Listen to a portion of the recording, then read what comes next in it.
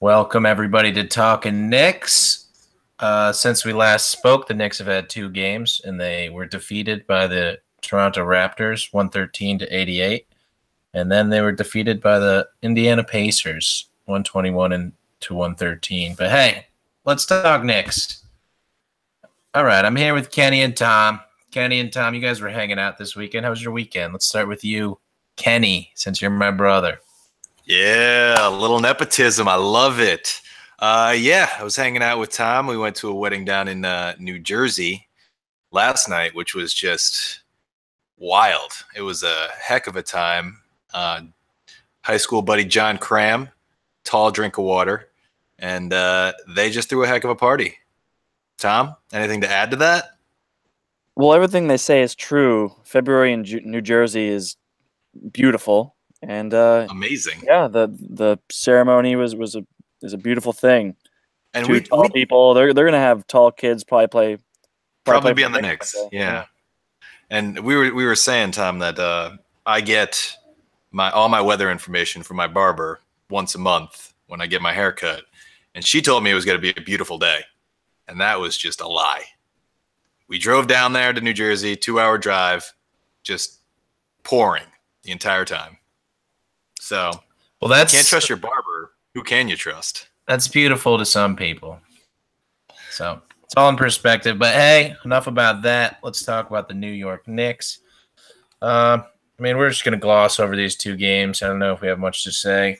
First game, Knicks were playing with 10 players because they were missing 4 people and they traded 2 people, which we'll get into. Playing with 10 players, including 2 guys on 2-way contracts. First time we've seen those guys in actual gameplay. Luke Cornett and Isaiah Hicks getting some minutes. The Raptors, Kyle Lowry scored 7 points, and DeMar DeRozan scored 8 points, and the Knicks lost by 25. So that's the state of the Knicks now. It's going to be a tough life without Porzingis, but apparently the Raptors bench is pretty good. But they don't usually do that when their 2 best players do badly. But what did you see, Ken? What did you see or think? Doesn't matter. Yeah, the Knicks lost. I think we're getting back to kind of that point where we were at the beginning of the season where we aren't really expecting much out of them. So, I'm looking for kind of the other takeaways. And, Luke Cornett had a heck of a game. 11 points, 10 rebounds. He hit 3 threes and had 4 blocks. So that's a solid showing for a guy that, we're not expecting anything out of, but maybe we can find him and, he ends up being a Chris Copeland type guy off the bench, which would be nice moving forward. And then the real question was Trey Burke in that game got 13 minutes and Frank got 21. And like you said, they were missing a lot of players. So, I'm just not sure how, they didn't get a few more minutes to those guys. But there's mostly front court guys. From the normal rotation, they're losing. But they Hornacek did say, they were after the Porzingis injury, they were planning on getting a few more minutes to the young players, and then he went out there and put Trey Burke out for 13 minutes. But maybe he's not really a part of the plan moving forward, despite he had some very good games before the Porzingis injury, but tough to say.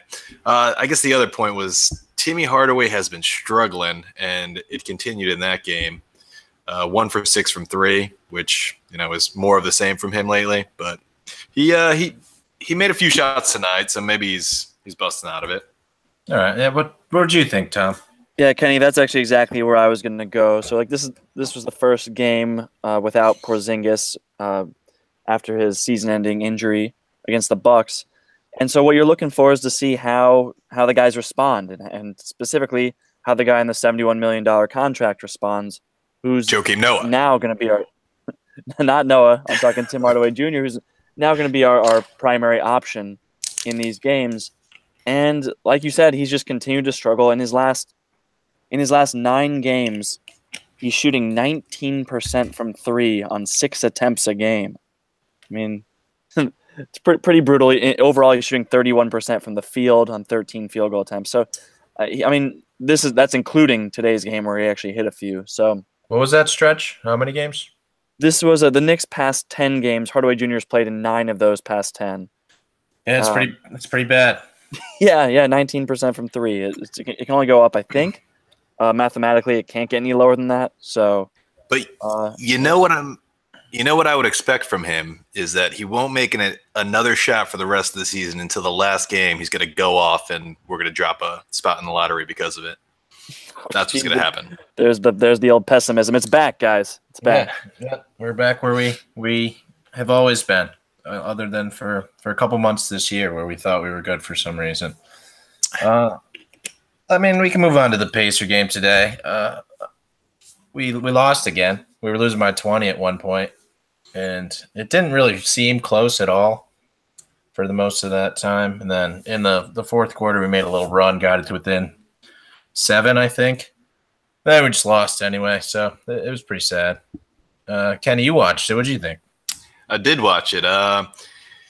It's like we were saying. At this point, winning not really an expectation anymore. So you're looking to see what you got, and Frank and Moutier got 31 and 29 minutes respectively, and you love to see that. And Jarrett Jack, thanks for what you did for us for those few months of the season, but only got 8 minutes tonight, which I'm pretty pumped about because he's obviously not kind of gonna be on the team when the Knicks are good. So you prefer to play those young players. And everyone was talking when the Moutier trade. Not everyone, but like I know the Daily News had a back page that was just saying how Moutier coming in was the end of Frank, and it's like that doesn't make any sense. These are two very big point guards. Both of them can play off the ball, so they're a very good kind of backcourt to have moving forward because you can never have enough interchangeable pieces, and two guys who can handle the ball and guard multiple positions. That's a great thing to have in this league, and they got a lot of minutes together tonight and showed that. Yeah, and the last time the Knicks were good, we had Jason Kidd and Raymond Felton starting. So and Prigg's coming off the bench. Yeah, so nothing wrong with point guards. Point guards are good, especially when they got the size that these guys are. They're both 6'5". So, I mean, do you got anything to say about this game, Tom? Well, I mean, I got a couple things. I'd say first, Kenny, newspapers just got to sell copies, right? Yeah, can't it's the Daily News. It's the Daily News. Don't take it too seriously. Yeah. And I know you made the point before that the last time Hornacek was a successful coach, he was doing like the 3 point guard lineups in Phoenix that was with Eric Bledsoe, Goran Dragic, and Isaiah Thomas when they had that surprise year. Was Brandon Knight on that team too? Or was that? I think once he got brought in, that was kind of the beginning of the end for that group. Right. But if I'm remembering that correctly. But I mean, I don't have too much to say about this Pacers game. But it does kind of lead us into, the big news of the week. We haven't done a pod since the trade deadline. So, well, I got one more thing about this game. Okay.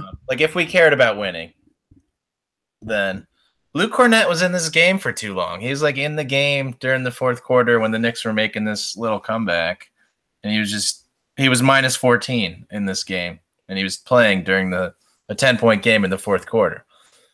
So it might have been a little, I don't know, wishful of Hornacek just to think he'd do a good job. I don't know. It was weird. If you cared about winning the game, then Hornacek did a bad job by just putting in this 2-way contract player in the fourth quarter of a close game. So got to get my Hornacek criticism out. But we can move on to the more important stuff. Let's go, Tom. Well, yeah, Greg, I think that the real story of that Pacers game was the newest addition, Emmanuel Mudiay, going for the 14 points and the 10 assists. He was 5 of 14 from the field, which isn't great. 0 of 3 from 3. He's not really known as a shooter. But, he showed some flashes of what he can be, being aggressive, getting into the paint, driving the ball, penetrating, kicking out. And that's kind of where most of his assists came from. And, yeah, I mean, we could probably talk a little bit about the trade, having to give up Doug McDermott in that 3-team trade that brought Moutier to the Knicks. Well, what did you guys think of that trade overall? Like, were you bummed that we lost McDermott, McBuckets? We were kind of high on him at the beginning of the season. I know I was. But he's sort of fallen out of favor. So what do you guys think of that transaction? We'll let you lead that one off, Kenny. So, I mean, I always love to watch Dougie McBuckets with the backdoor cuts and everything. And I know I sent you guys the Kylo Quinn tweet where he's, welcoming Moutier to the team and said, "Oh, by the way, do you know how to cut backdoor? I'll explain it to you later." Because Kylo Quinn and McDermott had that backdoor connection that would usually be a Kylo Quinn pass from the high post to McDermott for the backdoor dunk, and that was fun. But at the same time, McDermott, he started out the season pretty hot, and then he fell out of favor, and he was also missing a lot of shots, and he was missing a lot of just open shots that are, the shots that he needs to knock down. So this kind of takes some pressure off the Knicks in terms of decision making, because he's going to be a restricted free agent at the end of the year, and if someone makes him an offer, the Knicks have to consider whether they want to match that or just let him walk. Whereas now Moutier is under contract for a couple more years, so it delays that decision, and it brings in a guy who's younger and can play the point and can play a little off ball too. And like I said before, he figures to be a pretty interesting backcourt with Ntilikina, just based on their size and their ability to switch on the defensive end and switch on the offensive end, depending on the situation and and the matchups. So I'm a pretty big fan of the trade, just for those reasons. And I'm interested to see and how, because Moutier is only I believe 21, and he's going to turn 22 in a month or two. So these are young guys, and this is a guy that we thought about taking ahead of Porzingis in 2015. So it's one of those second chance guys that's basically a second chance at a lottery pick, which for Doug McDermott, I will gladly take that. I feel like that's a great return. Yeah, and we liked Doug. We liked what we thought he could do, but it seemed that he was very inconsistent. He seemed to miss a lot of open shots, and he always seemed to rush every single shot that he took. He was our best shooter, other than maybe Porzingis, but Hornacek just didn't seem to like him very much, so he wasn't really playing. It seemed he, as Kenny mentioned, he was falling out of the rotation. So if you're not going to play on a really bad team, and we could get a good former number 6 pick or number 7 pick for you, and we don't plan to re-sign you anyway, that's a good deal for me, Tom. And then the pick swap there's a little pick swap involved, but the pick swap was between two teams who were one game apart in the standings. So that didn't really matter either. But should we get on to the next trade, or you got anything to say about Manny, Tom? I mean, not too much to add from what you guys just said. I will say one thing with Moutier is that he's often criticized for his defense. He's got all the tools. He's a big guy. He's athletic, big for his position, I should say. But he just seems to never know where to be on defense. And I was looking for that in this Pacers game. And I will say just one play. I know it's not fair to criticize someone based on one play, but he drove the ball. He thought he got hit, and he just kind of complained a little bit to the refs. He jogged back on defense and didn't jog back to his own man. He jogged back just to the general paint area, and the Pacers were able to kick it out for a wide open 3, which they hit. So I was like, that's not a great sign. Your first game, you think you'd be showing maximum effort, trying to make a good impression. But I think he's got some really bad habits on defense, just from reputation wise, and we'll see if that bears out. But yeah. Hopefully Hornacek can clean some of those up. I noticed that as well, and Knicks don't play defense, so who cares, right, Kenny? Yeah, and I mean, I will say, watching him on defense, there were kind of a couple times where he struggled to get either under or over the screen and just kind of left his man wide open. And I think that's part of the kind of benefit of having all these interchangeable pieces, because when he first came in, it was him, Frank, and Tim Hardaway Jr., who were all similar size and all long, athletic defenders, not necessarily of the same caliber, but their ability to just switch on everything makes it easier in those situations when you're faced with a a pick and roll or something like that. So hopefully that helps them out. All right. Well, we got high hopes for Emmanuel Mudiay and Frank in the future, so we'll keep an eye on that. I'm sure we'll talk about it a little more going forward. But this other trade, this is a heartbreaking one for our boy Willie Hernangomez. Everybody liked him, but he was not in the Knicks rotation. All rookie first team last year, barely played at all this year. So we sent him. He actually asked for a trade or to play, and I guess he wasn't going to play for the Knicks. He had a really nice contract. He was making maybe the minimum, like $1.4 million for the next 2 seasons. So that would have been nice for our I don't know, for our salary, figuring stuff out with Porzingis extension coming, having Hardaway on the books for a lot, Courtney Lee on the books for a lot. The very small contract looked good, but we sent him on his way to the Charlotte Hornets for 2 second-round picks in 2019 and 2020. Is that right, Tom? Yeah, that's right. Okay. And so what do you think about that, Tom? You were the one who told me that maybe the Hornets are bad then.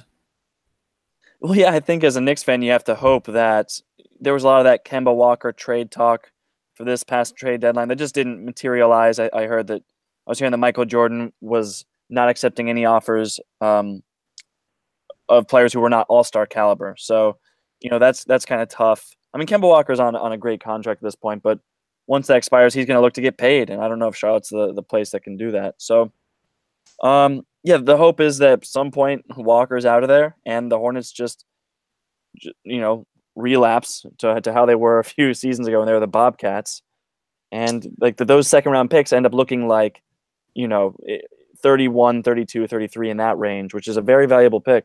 I know Kenny thinks that those picks are even more valuable than the end of first rounds. So, if you want to explain that, Kenny.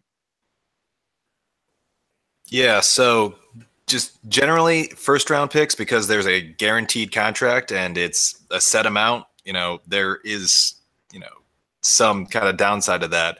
With one of the first picks in the second round, there's no guaranteed contract, so you're free to negotiate however you want. And, the chances that your big board and the big board of the team picking one pick ahead of you are going to have the same guy that late, maybe they take the one player you're going to pick, but more likely than not, the guy that you want is going to be available at 31 if he's available at 30. So I just think that's a good spot to be in, just because of the flexibility that it gives you. That being said, I know I was one of the people who was vocal against trading Billy, just because it seems like the dumbest thing you could do by getting a guy that was first team all rookie last year, not having him play at all, just really depressing the trade value, and then sending him on his way. But, two high second round picks hopefully is, I think a decent return. I would have liked to see, I know you guys have talked about either packaging that good contract and a solid player for, something else. But, it is what it is. It's not a terrible return. I don't know if it was the right time to sell on this guy. Yeah, and to go with the guaranteed contract thing, I mean, that's good if the player is bad. I don't know. That, like, I don't know. I'd say I'd rather have a pick at the end of the first round than at the beginning of the second round. So, hate to disagree with you, but the non-guaranteed thing also has its downsides. As I know, Wes Matthews Jr. was undrafted. Then he ended up balling out on his rookie year. And then his second season, he signed a contract, and he was the highest paid player in his draft class in the second year after going undrafted because of the non-guaranteed contract. And also, Ron Baker makes $180,000 less than Kristaps Porzingis this year because he wasn't on a guaranteed rookie scale contract. So you get stuff like that happening too with this second round. That's why you do a better job, because Hernangomez was a second round pick and he was the best contract on the Knicks. So, like, I mean, they're there is a downside if you don't lock them up to a longer term deal. Like if you lock them up to a 1-year deal and then they ball out, then you're going to have to pay them. But if you're in that position and you think that they're a decent player and you lock them up for the same 3, 4, 5 years, then, you're not going to be paying them nearly as much. Yep. Fair point. But yeah, I mean, look, I think that when you get 2 second-round picks for Hernan Gomez, the hope is that when you draft those second-round picks, that they end up being as good as Hernan Gomez, which is kind of the funny thing here. Like, that's kind of the ceiling of, I shouldn't say the ceiling, but the 80th percentile of what second-round picks end up looking like. So it was a little strange. I think part of it was just positionally, the Knicks didn't have room to feature him. It seemed like a little bit of a play that a statement that they want to keep Kyle O'Quinn, maybe try and work out something with him when his contract. I know he's got a player option coming up. Yep. In this offseason, yeah. So maybe it showed that they're more inclined to keep Enes Kanter and Kyle O'Quinn here. But it is curious, just considering what percent of Kanter's game does Hernan Gomez give you, or could he potentially give you with some modicum of player development over the next 2 years, and at what price? So we'll see how that all plays out. But I know I'm not keen on keeping Kanter, especially if he gets paid what he seems to think he deserves, just based on some of his comments in the media. But I don't know. That it seems like some of the Knicks fan base, from what I've seen on Twitter, would not agree. They think we should keep Kanter regardless of what he wants to get paid, thinking that he deserves $20 million a year, which is just, in no world is that even a possibility for Kanter. Yeah. But I was just seeing that floating around on Twitter. Yeah, and I mean, if you think about it now, if it happened 2 summers ago when Joakim Noah was getting his $72 million deal, Enes Kanter's probably getting a max deal or something like that, like Harrison Barnes or something. But nowadays, now that everybody ran out of money and now they realize they should be more cautious, Enes Kanter's probably looking at, I don't know, like $10 to $12 million if I had to guess. Does that seem like a fair market value for you, Tom? Yeah, I mean, it just depends on what teams are out there who need a big. I think $10 million a year is a good value for a guy like him. Like, he brings a lot of intangibles. He also brings some solid rebounding, a lot of touch around the basket. But his deficiencies are just so well publicized at this point. Everyone knows what you're getting with him. So yeah, $10 million a year for kind of a one-way guy. That's sort of in the mold of what you'd expect Marcus Smart to get, I think. Yep. Another one-way guy. He's all defense, or the opposite of Kanter. And Robertson, he's like probably a $10 million a year guy. Yeah, he's making like 12-ish. But yeah, so Kenny, what do you think going forward? Do you think we want to keep Enes Kanter and Kyle O'Quinn for the long haul, and is that a good idea or not? I mean, it seems like that's kind of the plan, although I think a lot of it is going to hinge on what happens in the draft at this point, just because there is a lot of very talented centers in this upcoming draft, and at this point we're on the downward slope to hopefully get a better pick. And so if we end up with some luck and get in the top 3, or even we lose down to the 7th or 8th spot, there's a lot of very good centers there that could take Kanter's spot, and then he becomes kind of an afterthought when he becomes a free agent. But I'm not in love with Kanter being the center of the future. I like Kyle O'Quinn as a backup center for the team, however long he wants to stay here. But I don't know about Kanter being, a starting center on this team when we want to be good in a few years, just because of those defensive problems that he has and just his complete inability to guard the pick and roll, which, people know that. So if you go into a playoff matchup and people know that you can't guard the pick and roll, guess what? That's all they're going to do, is they're going to run a pick and roll at you every single time down the court. And the teams in the playoffs have the players to capitalize on, your inability to do that. So I just, can't see him being the answer there for the future. Yeah. And then as far as keeping Kyle O'Quinn goes, you have to think that they plan on keeping him around, because they should have traded him at the trade deadline. Otherwise, if he He's about to be a free agent, assuming he opts out of this contract, which people are thinking he's going to do because he's a good player. It's only a $4.2 million option. So he thinks he could probably get more than that. Or even if he just gets that same amount of money, he could get more years on it. So I don't know, 3 for 12 or 3 for 13 would be better than 1 year for $4 million. So you'd think the Knicks would have done something like the Magic did with Elfrid Payton. Apparently they were Elfrid Payton was being shot by the Magic. Apparently, they asked the Knicks for like Frank Ntilikina for him, and then they ended up selling him for a second-round pick to the Suns.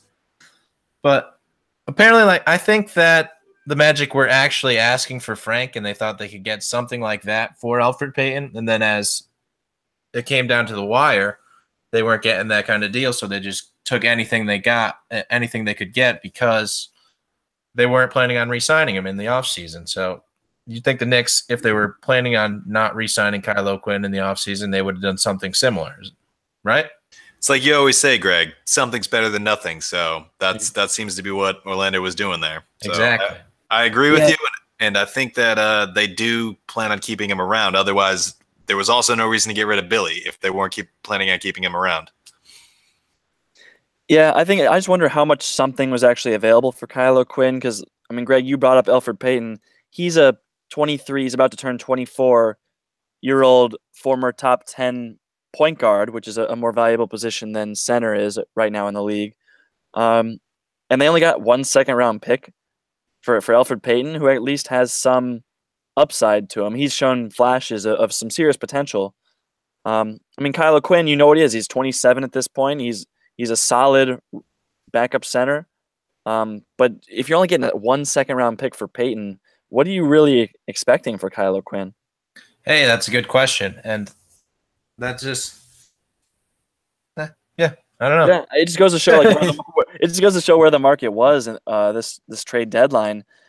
Players, teams weren't. There were just so many sellers, not very many buyers, and it just depressed everyone's value. That's why Tyreke Evans, the Grizzlies were so set on not moving him unless they got a first-round pick that I think they passed up some actually decent offers for Tyreke Evans. But no one wants to sell a first-round pick to get 2.5, 3 months of a guy, no matter how much he's going to help him in the short term.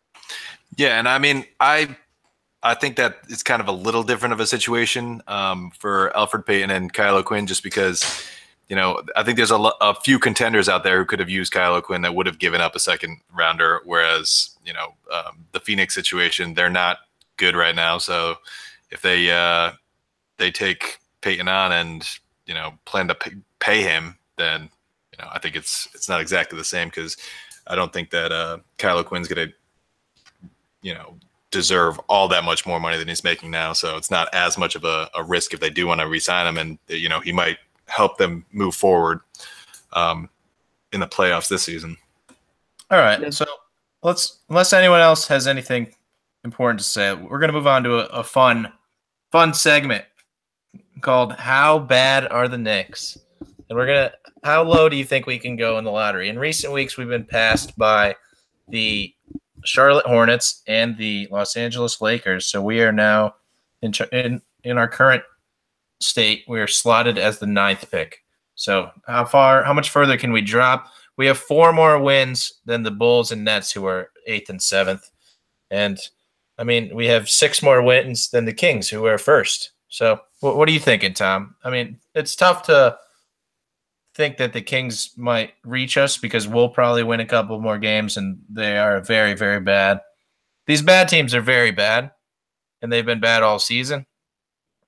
So yeah, the Knicks have banked a lot of wins, but I mean, just having watched them play these last couple of games without Porzingis, the Knicks are just as bad as any of these other teams. Yeah, especially if Tim Hardaway Jr. stays the way he's been these last few days. He's definitely the worst player. No, they're definitely up there with the worst teams, is what I was going to say. Yeah, I mean that's the thing, is like it's almost hard to know what to root for at this point, because you just paid Tim Hardaway Jr. $71 million. He's on the books for a while now. You want to see him step up in Porzingis' absence, and the ideal situation is he steps up, and the Knicks lose in overtime every game, right?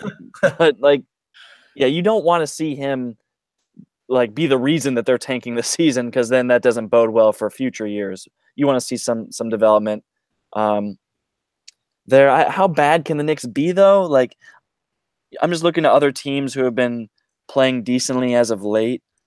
I mean, these bad teams are all very, very bad. Yeah, like the Magic are 5-5 in their last 10. That's okay, but I don't. The two teams closest to us are the Bulls and the Nets, who are 2-8 and 1-9 in their last 10 games. Like it's gonna be tough to get teams like that to catch up to us when we have a 4-game head start. Well, especially because the Bulls traded away their best player in Mirotic. He'd been probably their most productive player since he'd been playing, and they kind of saw that their little mini renaissance happen when he came back from those his broken face. So, Brooklyn.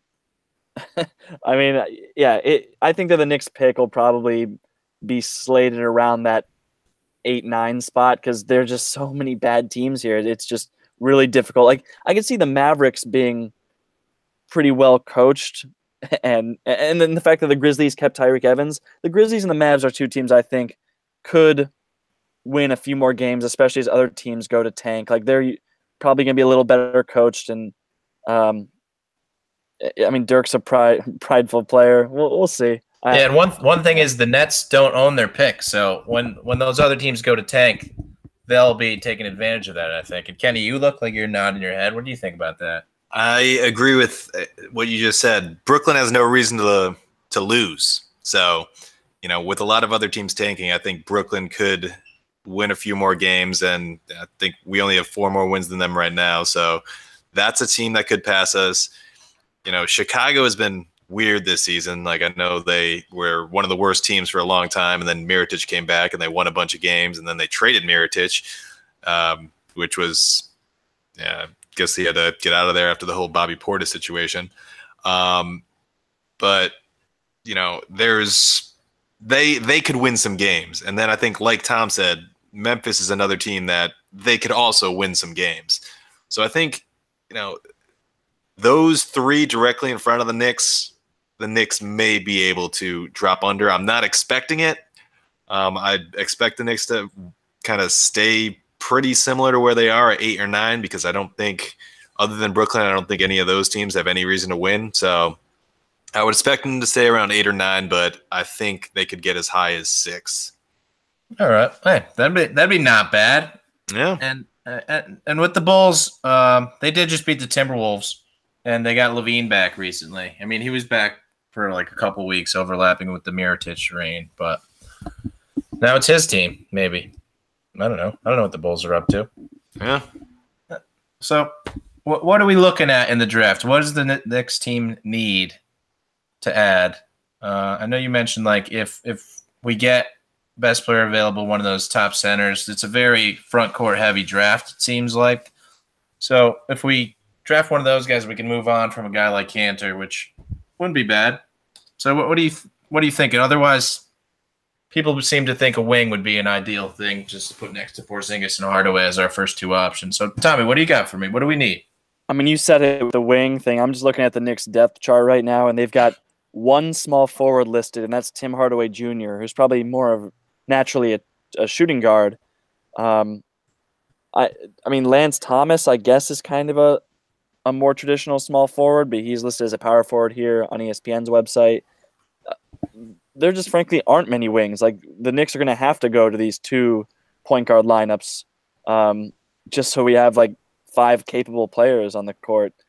If there's a wing with any upside, I think you got to go there unless there's some guy who's just the overwhelming consensus pick. But otherwise, I'm going for the wing.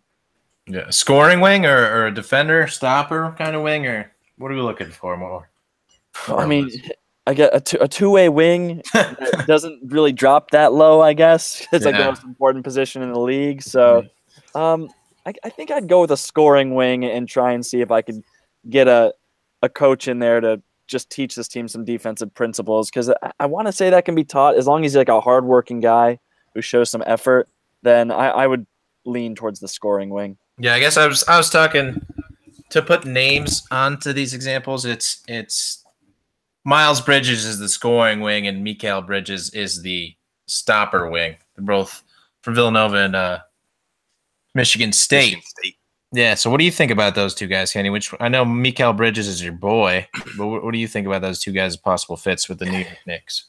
Yeah, Bridges is my boy, just because he's long and he's a great defender, and he's become a knockdown shooter this year. Mikal Bridges. And he's Mikal. We're talking about two people named Bridges. So don't say, don't say Bridges is my boy. Yeah, you're right. But you said Bridges is your boy, so I was just continuing on. I thought by the context clues, people would be able to figure it out. But he's a very good defensive player, and that's something the Knicks need at the wing, because right now, Courtney Lee's getting a little older. He's not the defender he used to be. He's solid, but he's unspectacular, and so that would be kind of a great addition there. And Miles Bridges, great athlete. He's kind of the do-it-all guy for Michigan State. So I think either of those guys is a good pick. If, by some miracle, the Knicks sneak up a few spots, Michael Porter Jr. is up there, and Luka Doncic has always been kind of the favorite of this pod of as far as wings on the board. So I think those are kind of the four top wings on the board if we're in those spots. But I think, like Tom said, if one of those centers is available, that's just by far the best player on the board, whether it's DeAndre Ayton or Marvin Bagley Jr. or whoever it is, But there's just a lot of talent on the board, so we'll see what happens, and hopefully we have our pick of them.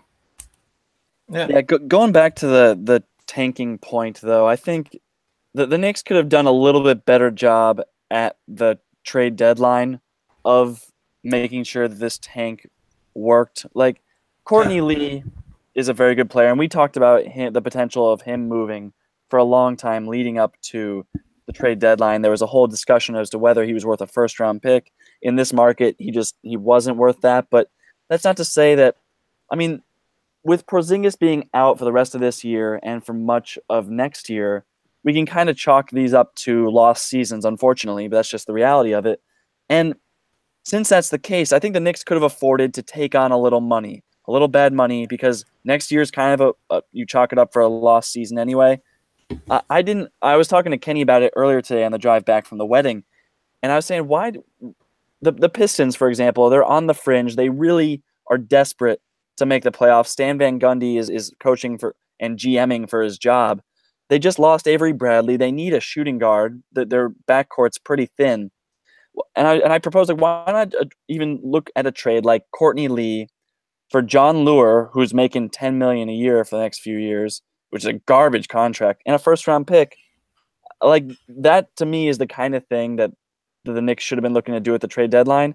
And that when you do that, you ship out Courtney Lee, so that enforces the tank even further, and you get a first-round pick, and you take on a guy whose contract is garbage, but you already have Noah on the books for those seasons, and you would have been paying Courtney Lee anyway. So it just, what do you guys think about like a trade like that, Greg? Do you think that sounds reasonable? Yeah, it makes sense to me. The one thing I would note, that's a very specific example. It's tough to make a deal with the contracts that are big, like Courtney Lee or Enes Kanter in the middle of the season, because you got to match the salary. It's easier to move that kind of contract during the summer when some people are still under the cap. So I wouldn't be surprised to see those guys on their way out in the off season.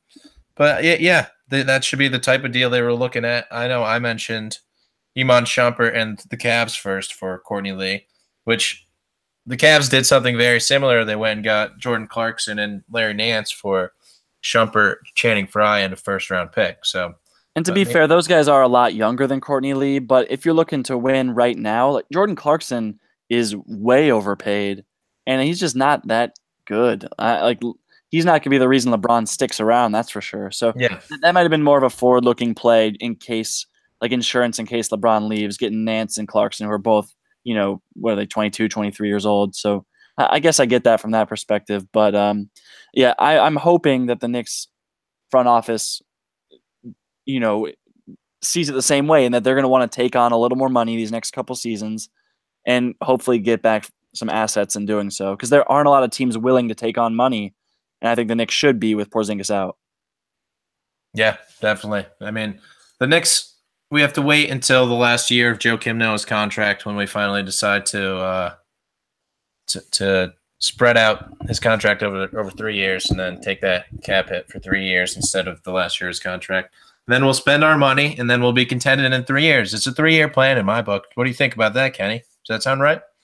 Yeah, and I mean, I was telling Tom on that same car ride he was discussing that I would have been happy with taking salary until the end of Joakim Noah's contract because, that's when we make our move is once Joakim Noah is off the books because right now he's just eating up way too much of the cap, and that'll free up a lot of space to fill any holes that we have. Because right now, I think the plan is to get, young assets and try to develop them. And then if we have any holes when the time comes, then we'll have money to plug those holes. So I'm with you.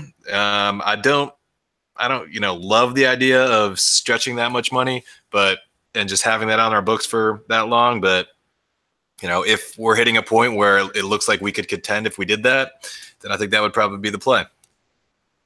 Yeah, I think you're right. I mean, we wouldn't if we're not about to actually be really good. There's no point in that taking the cap hit for 3 years and ruining the next 2 years of payroll too. But it's Joakim Noah, and he's the worst player in the NBA, so he's not even on the team anymore, pretty much. So just get rid of him as soon as you can, right? I think that's what we're all thinking. Anyways, I think that's most of what we got. Unless you guys got any other topics you want to talk about. I mean, I kind of just want to keep hammering the Knicks for the trade deadline a little bit. They did fine, like the Moutier move. We said we lost you, Tom, for a second, but Moutier move was good. I agree. Got younger. That's just another thing, like Kenny said. That's like a second draft type of move. But it was good. I think we got you back, Tom. What are you saying? Or maybe we don't. I don't know. Tom? Nah, we lost you, Tom. So can you hear me now? Yes. Oh, there you go. So what I was saying is the Cavs were obviously buyers on the trade deadline. They went and got George Hill. Yep, George Hill and Rodney Hood. Are you guys hearing a little something coming through? We got you. All right, you guys. I'm gonna take care of it on my end. Okay, we can talk. Kenny, what? So I mean, I completely off of what Tom was saying, but just getting back to what the Knicks should do during the draft, I think the one position they don't want to fill up is point guard because now they have 4 of them. I mean, I guess after the season, Jarachak is gone, but that's a spot that's filled with young players right now. They have Trey Burke, they have Frank, and they have Moutier. So if you're in a spot where you're thinking about Trae Young or I don't know Colin Sexton out of Alabama, those aren't guys that you want because you don't want to stunt anyone else's development by bringing in additional competition in an already crowded backcourt. So I think you gotta either go with a wing or a big, and that's all it comes down to. And if you're bringing in a big, it has to be someone that complements Porzingis because you also don't want to mess with Porzingis's future. So those are my 2 bugaboos as far as the NBA draft is: no point guards and no one that's going to mess with Porzingis's ability to do what he does. Hey, I think that's a good idea. And I mean, the Trey Burke thing is Trey Burke is going to be a free agent at the end of this year too. So I thought he was under contract for next season as well. Not guaranteed though. Yeah, that could be true. I don't know. Maybe check your facts before you say stuff. I mean, you could say the same thing to me. Yeah. You were right. Trey Burke, $1.7 million next season. You win this round. Tom, we got you back. You do, yeah. My No, we don't. Tom, we lost you again. We heard you say you do have me back. This is getting sloppy at the end here. Feeling bad. I'm doing a bad job hosting. This is getting brutal. Yeah, I wish Jake was here. Jake. I wish Tom was here to tell everyone what happened to Jake this weekend because Jake was also at the wedding. And I guess because Tom has lost his mic, I'll explain what happened. Nothing too crazy, but like after the wedding, people went to the bar because that's what people do. So they went to the hotel bar. Jake flew in from Denver to New Jersey didn't have a hotel room, so he was just carrying his bag with him to the wedding, just hanging out all night. Tom and I were sharing a room. We're like, hey, there's a couch in the room. Just crash there. Jake says, nah, I'm all right. The Uber's coming. This morning we were talking to the bride. She's like, yeah, John said that she saw him just like passed out on the couch in the hotel at like 3 a.m, 4 a.m. So like this was several hours after Tom left. So apparently Jake just slept in the hotel lobby and then, took an Uber back to the airport and hopped onto a plane back to Denver. So yeah, so we'll see if Jake wants that information made public or if we want to cut all that out. We'll probably want to cut it after my headphones just completely malfunctioned, and that happens to me like once a pod. So I guess I should probably invest in a microphone by now. But yeah. So what I was saying before all that. Yeah, I can't believe you just told that Jake story, by the way. But I feel like that's a perfectly reasonable story. That's a good story. I appreciated it. Let's hear what you got, Tom. You're talking about what we did at the trade deadline with Moutier. Well, and so where I wanted to go with that was the Cavaliers were clearly buyers at the trade deadline. They were pretty desperate to make moves to get better, and that was made obvious by acquiring George Hill. And the fact that they sent out a number 1 pick. That was in a different transaction with a Jordan Clarkson, Larry Nance Jr. deal. But clearly, their own first-round pick was on the table, and they wanted a player of George Hill's caliber, despite his ridiculous salary. He's making $20 million this year. He's making $19 million next year, and he has just $1 million guaranteed of his $18 million due in 2019-20. But the point is, Courtney Lee is much the same player, if not better, than George Hill is at this point. And his contract is more reasonable than that of Hill's. So, like, I just don't understand why the Cavs weren't more in play if they were so desperate to make this move. It's just perplexing to me that we weren't able to get a little more value for Courtney Lee, who could really help contenders right now, especially guys like the Cavs who want a player like him. So that's just all I had to say. No, that's a good point, and I agree with it. So I think that may be all we have for this week, unless you guys have any final thoughts. I don't think you do, but hey. I know what we have to talk about. Next week, we have 2 games. We're playing the Wizards. We're playing the 76ers tomorrow night, and then we're playing the Wizards on Valentine's Day, and then it's the All-Star break. So what's our prediction for the week, guys? 76ers and the Wizards. How about you, Kenny? I'm going to go with a strong 0-2, which is probably going to be my prediction pretty much every week from here on out. Yeah, it's going to be a theme. Tom, what are you thinking? Can I pick 0-3? Like they're gonna lose the All-Star game. Yeah. Yes, you can. I'll allow it. So, hey, thanks for listening. Sorry we were not on our A game this pod. I'll say, but I mean, follow us on Talkin Knicks. We do some write-ups on a lot of basketball.com. Hit us up on Twitter. We don't. I don't know. I mean, I'll say we brought our A game for the majority of it, and then we just didn't close it out, much like the New York Knicks. Oh, that's perfect editing. All right. Well, hey, thanks for listening. We'll see you guys next week. All right.